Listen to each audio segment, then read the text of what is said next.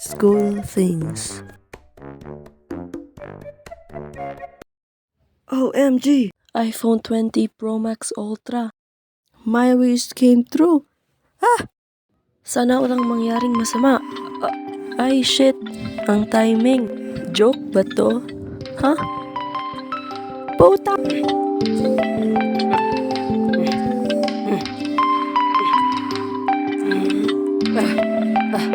Monday na naman. Balik niyo iPhone ko.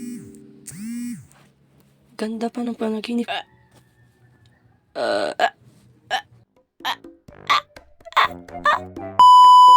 Bilang isang estudyante, mahirap talaga ang buhay.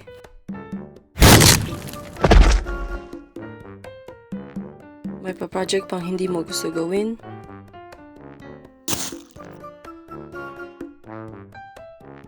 Hapak you, bitch! May assignments. May mga mandatory things like pagupit ng buhok. Disgusting shit!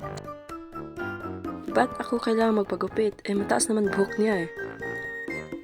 Babae kasi yan. Shit! At meron pang si Crush. Uy, Ivan. Crush mo nandito? Uy, sino? Uy, sino? Putek, sagot! Uy, sagot! Ba't ka kumakanta? Fuck you, Ivan. Oy, Crystal! At finally, kailangan ka pang gumising ng maaga para sa assignment. At mag-change ng messenger notes. Okay, lagay ko lang ang notes ko. Low-key lang kasi good boy. Maghugas ng pinggan kasi nawalan kayo ng tubig kagabi. Sigma boy. Mag-init ng tubig para maligo. Pero meron akong tips and tricks.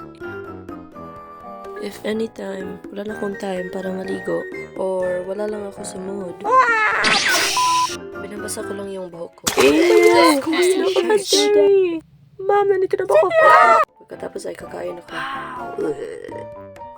Easy. Rice lang at Milo.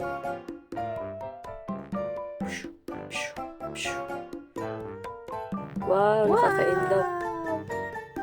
In the end, pupunta ako sa school na naka-chinelas. Shoes is for the rich, guys. Shit, late na ako. Putang ina ang project ko! Ang tubig!